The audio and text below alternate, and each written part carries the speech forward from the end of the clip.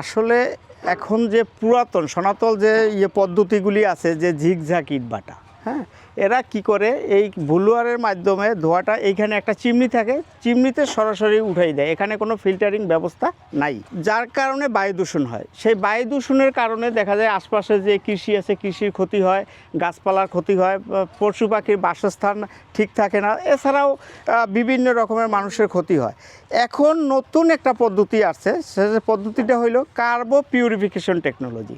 এখন থেকে আর ওই বায়ু দূষণ আর কিচ্ছু হবে না, একেবারে জিরো কার্বনে বায়ু দূষণের যে মানমাত্রা আছে সহনীয় মানমাত্রার নিচে থাকবে। এটা হলো ফিল্টারিং ব্যবস্থা। ফিল্টারিংটা কি, দেখা যায় আগে যে ওরা কি করতো সরাসরি এই চিমনির মধ্যে উপরে ছেড়ে দিত, এখন আর চিমনির মাধ্যমে ছাড়া হবে না, এখন ডাইরেক্টলি এই বায়ুটাকে কি করবে আন্ডারগ্রাউন্ড টানেলে ঢুকানো হবে। টানেলে ঢুকানোর পরে বিভিন্ন পদ্ধতিতে বিভিন্নভাবে আমাদের মিনিমাম 8 জায়গায় ফিল্টার হয়ে জাস্ট জিরো কার্বনের সাদা শীতল বাষ্পটা বের হবে। এবং এই পদ্ধতিটা ব্যবহার হয়েছে, এটা হলো MA bricks 3, proprietor Mohammad Ariful Islam Jewel, দক্ষিণ ঠাকুরগাঁও, বক্সেরহাট ঠাকুরগাঁও। এইখানে এই প্রযুক্তিটা স্থাপন হয়েছে। প্রযুক্তিটার নাম হলো কার্বো পিউরিফিকেশন টেকনোলজি, শর্ট নাম CPT। চলেন আপনাকে আমাদের ধাপগুলি বুঝাই দিচ্ছি। তো যে কালো ধোঁয়াটা হইতো উপরে না ছেড়ে ওইটা আন্ডারগ্রাউন্ড টানেলের ভিতর থেকে আমরা নিয়ে আসছি। এই টানেলটা হইলো গিয়া 3.5 ফিট পানি আছে এটার ভিতরে। প্লিজ যদি আপনি এটাকে একটু ভালো করে দেখান, হ্যাঁ, 3.5 ফিট। এই যে পানিগুলি দেখা যাচ্ছে এই পানির উপরে ধোঁয়াটা সাঁতরাইয়ে আসবে। আর এই টানেলটা হইলো গিয়া 750 ফিট দূরত্ব নেওয়া হয়েছে, যার কারণে বায়ু দূষণ বলতে আর কোনো কিছু না থাকে। এখন দেখা গেল যে ওইখান থেকে যে বাষ্পটা ফিল্টার হইতে আমাদের 1 নাম্বার ফিল্টার হইল গিয়া এই যে 750 ফিট টানেল আছে, এই টানেলের ভিতরে 3.5 ফিট পানি আছে। ওই পানির ভিতর থেকে বিষাক্ত যে কালো ধোঁয়াটা আছে ওইটা সাঁতরাই আসবে এবং কার্বনগুলি প্রায় 50% ওইখানে রেখে দিবে। এরপরে আইসা এইটা হইলে 2 নাম্বার ফিল্টার, এবং ওই কার্বনগুলি ওইখান থেকে ধুয়ে এই যে দেখেন, হ্যাঁ, এইখান থেকে বাইর হইয়া আসতেছে। এইটা হইলো আমাদের 3য় ফিল্টার। এই যে দেখেন এইখান থেকে একটা ধাপ হলো ফিল্টার, এরপরে আবার 4র্থ ফিল্টারে আমরা চলে আসলাম। এই হলো 4র্থ ফিল্টার, এলো 5ম ফিল্টার,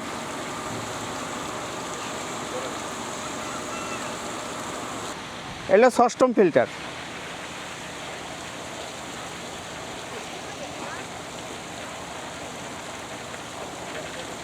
আর নামাও।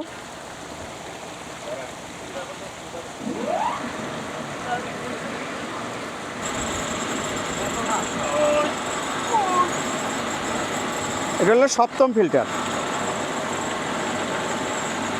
এর পরবর্তীতে হলো চিমনির ভিতরে হলো গিয়ে আমাদের 8ম ফিল্টার, যেটা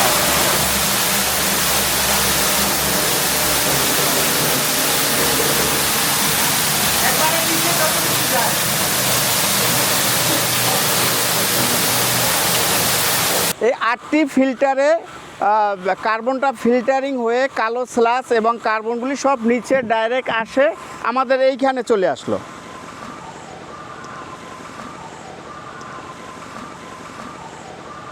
এইখানে আসার পরে কার্বনটা এইখানে জমা হবে, হওয়ার পরে এই আমরা আবার এই যে পানিটা এখন ফিল্টার করতেছি, কার্বন ধরে রাখার জন্য পানিটা ফিল্টার হচ্ছে। এই হলো 1 নম্বরে আবার একটা ফিল্টার, যাতে কার্বনগুলি এইখানে জমা থাকে।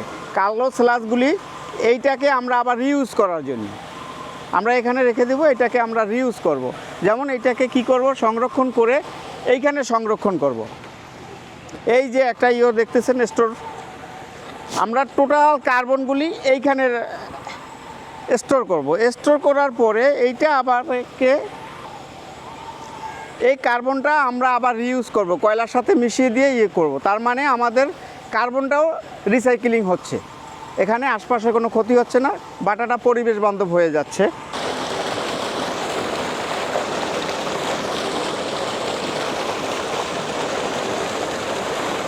এখন দেখা যাচ্ছে যে বিভিন্নভাবে ফিল্টার হয়ে পানিটা এই যে রিসাইক্লিং যে আমাদের পদ্ধতিটা এইখানে চলে আসছে। এইখানে আবার পানিটা ওই যে এক এক ধাপে ধাপে ফিল্টার হয়ে ওইখান থেকে আবার উপরে উঠে গেছে।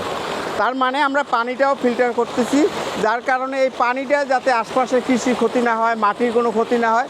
তো এই কারণে আমরা RCC এই যেটা ETP প্লান্টের মতনই বলা যেতে পারে, আমরা পানিটাকেও ফিল্টার করে নিচ্ছি, কার্বনটাও ফিল্টার করে নিচ্ছি, এবং আমাদের এই যে এই পদ্ধতিটা এটা হলো একটা আপডেট টানেল পদ্ধতি। এই পদ্ধতির কারণে শতভাগ পরিবেশ বান্ধব হয়ে গেল ইটের ভাটা। যেমন যে সরকারি অনুমোদিত যে প্রযুক্তিগুলার ভিতরে আছে টানেল কিলন, হফম্যান কিলন, দেখা যাচ্ছে ওদের ভিতরেও কিন্তু বায়ু দূষণ হচ্ছে, ওদেরও ধোঁয়া আছে, ওদেরও তেমন কোনো ফিল্টারিং ব্যবস্থা নাই, শুধু ইটে যতটুকু কালো ধোঁয়াটা শোষণ করে এতটুকুই। আর এখানে 100% আমাদের ধোঁয়াটাকে ফিল্টারিং করে জিরো কার্বনে সাদা শীতল বাষ্পে পরিণত করে পরিবেশ বান্ধব করা হয়ে গেল।